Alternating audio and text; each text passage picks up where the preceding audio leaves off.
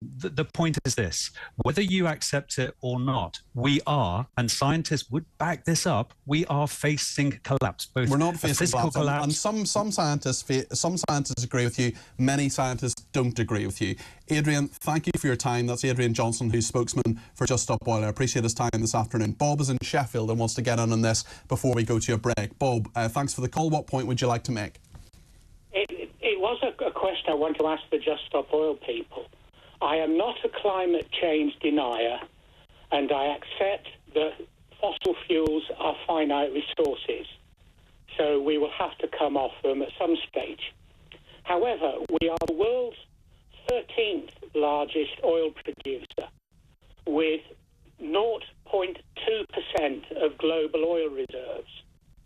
On top of that, I think we have 0.1% of natural gas reserves globally, and less than 0.1% of global coal reserves.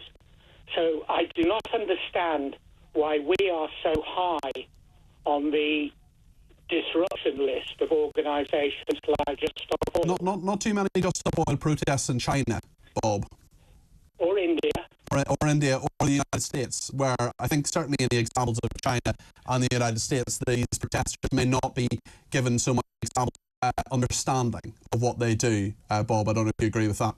I agree with that, and I think in 2022, China, who I think are leading the world in investing in renewable, they still issued licenses for 1,000 new coal-fired power stations.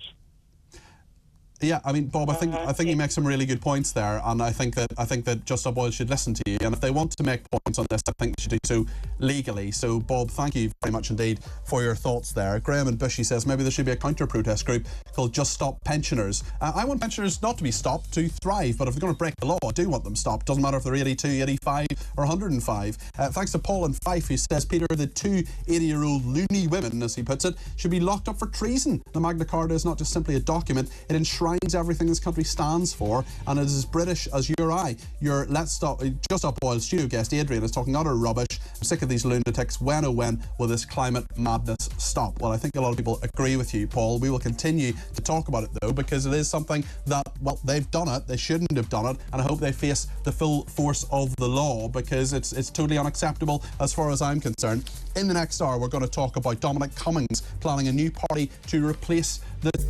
On your smart speaker, on your smart TV, and on your side. This is Talk.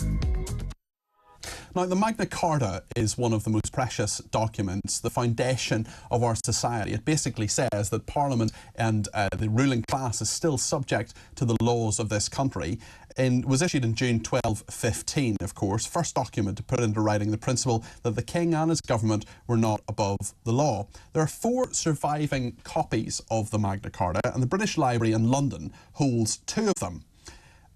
Today, 2 activists in their 80s have targeted the Magna Carta with a hammer. The Reverend Dr. Sue Parfitt is 82. Judy Bruce is 85 years old. She's a retired biology teacher. They entered the library and tried to smash the glass protecting the historic document using a lump hammer and chisel. They didn't get too far on this, but nonetheless, they have apparently caused some criminal damage. They said, Reverend Parfitt said, the Magna Carta is rightly revered, being of great importance to our history, to our freedoms and to our laws, but there will be no freedom, no lawfulness, no rights if we allow climate breakdown to become the catastrophe that is now threatened. The British Library said 2 people had attacked the toughened glass case containing the landmark charter and its treasures gallery. Now then, let's talk to Adrian Johnson, who's a spokesman for Just Stop Oil. Adrian, thank you for joining me today. Good afternoon to you. Good afternoon to you, Peter. Thank you so much for having me on. Why on earth did these 2 people do this? And I mean, this is clearly something they shouldn't have been doing. Well, I can't see inside the heads of the Reverend Sue Parfitt and Judy Bruce, but I would imagine that they believed that it was an entirely appropriate, necessary and proportionate step to take, given that we are facing collapse. Do you think it's entirely proportionate and a reasonable step? Because I don't. I do. Why don't criminal damage, attempting to damage the Magna Carta, attempting to damage something which is one of the foundations of this state. They're not going to persuade anybody of their argument by doing that, are they? Okay, that given that this very week our government has been found in the court guilty of breaking the law in terms of protecting all of us from climate catastrophe, I think it's an entirely appropriate day to be taking this action. Well, the government, you're right in that they were found to have acted unlawfully by approving a plan to cut carbon emissions. It's one of the very, very rare victories for the Good Law project, of which Fox killer Jolyon Mom is part. And they won that case fair and square, that's right. But the courts have enforced the law. The rule of law is important. What your activists, Sue Parfitt and Judy Bruce, were doing was not within the law. So if the law was proved to have worked in the courts earlier this week, why do you think they felt, or I mean, I'm not asking you to speak directly for them, but you're part of the same organisation, you're a spokesperson for that organisation, why did they then feel that the law had to be taken into their own hands, and why do you stand over that? I completely stand with it because, as you said yourself in your report at the beginning of this piece, they took this action because they are wanting to defend the rule of law. But that has been defended. That was defended in the court earlier this week by your own admission. Yeah, but so there's no point to what they did. It's a publicity stunt. No. It's not just that. There is absolutely every point to it. Okay, get this right. Given that we are facing collapse, well, we're not. I mean, that we're not facing climate collapse. But let's move on from that for a second. Let's take that, and perhaps you can make your next point. Sure. Okay. Well, in the world that we are facing climate collapse, it is evident that there is going to be societal collapse. And with that, we lose everything that we hold valuable, everything that we treasure in this country. Yeah? The rule of law is vulnerable to collapse.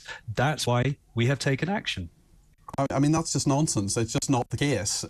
Look, there is man-made climate change. There is climate change. I'm not denying that for a second. There are some people who will disagree with me. I think the evidence is there. But the tactics of Just Stop Oil, a guerrilla group which operates in many cases outside the law, is actually harming your case, because there are many people who may be sympathetic to your aims who are being put off by this kind of action, including by this 82 and 85-year-old. The Magna Carta, an exhibit in the British Library. What did the British Library do to you, and what has this got to do with anything? All of the evidence actually demonstrates the opposite to what you're claiming there, Peter, which is that when action like this is taken, when people see this, actually their concern about climate breakdown increases. Okay, well, tell me your evidence for that. Tell me the evidence you're saying that proves me wrong. What are the statistics? Where's the evidence base? Where are the studies that show that your vigilante guerrilla action, albeit by two 80-year-olds who should be subject to the full force of the law, actually helps your cause? A recent study in Germany that surveyed thousands of people showed that was absolutely the case. Did it survey anybody in Britain? I don't know, but there was a British survey. You don't know, so your evidence is something Peter, sorry, just let me speak. I promise I'll let you speak in a second. There was a British survey. Well, please ask me about the British survey. Go ahead. Okay. There was a British survey that was actually following the actions. You may remember a year or two ago, the organisation called Insulate Britain, that was asking for a no-brainer response from our government. When they were taking the action that they did, people's concern and sympathy and support for what they're asking for increased. Okay, you've given me two answers there, and neither of them is about Just Stop Oil in Britain. Where is the evidence that the vigilante guerrilla tactics that you use actually works? Insulate Britain is a different organisation. I'm sure there's some crossover, but that is a different organisation with slightly different tactics. If you're stopping cars in a road, if you're not allowing cars to pass, if you're throwing paint on priceless paintings or attempting to, if you're attacking the British Library exhibits, such as one of the 4 surviving copies of the Magna Carta, how is that helping your cause? How are you persuading people? Because so far you've given me 2 bits of information, but neither of them is actual evidence of how this is convincing people. I mean, Peter, you make a very good point, and that is that the balance of disrupting ordinary people and actually making a point or bringing people's attention to the situation that we're in. And that is a balance that we carefully consider. But I would again say all of the surveys show, and the polls, the opinion polls. So, for example, there was a recent... You haven't given me any evidence of that. You've given me 2 examples and neither of them supports your case. Where is the evidence? It doesn't exist, Adrian. Okay, I would say that I've given you sufficient evidence. No, you haven't. You've talked about a poll in Germany, and then you've talked about a poll in the UK, which you haven't given me the statistics for, and it doesn't involve your organisation. There was a YouGov poll that was also looking at people's support for the Just Stop Oil demand, which is to end all new oil and gas. And that's actually different from your tactics. Supporting the no new oil and gas, which a lot of people do in this country, I don't, but that's by the by. You're in a situation where your tactics, where stopping traffic, where having vigilante action, it is not something which is actually helping your cause. You're putting people off the cause, which I happen to disagree with your aims, but that's not the point. The point is that these kind of actions are destructive, they're often criminal, there are young people who I believe you're brainwashing, who are destroying their lives by getting a criminal record. Obviously, Peter, when people consider actually breaking the law, they consider it very, very thoroughly and very, very carefully. Do they? Okay, yeah, absolutely. Of course we do. All of us do. Okay, we don't take this lightly. But I would say again, the point is this: whether you accept it or not, we are, and scientists would back this up, we are facing collapse. Both we're not facing physical collapse, and some scientists agree with you. Many scientists don't agree with you. Adrian, thank you for your time. That's Adrian Johnson, who's spokesman for Just Stop Oil. I appreciate his time this afternoon.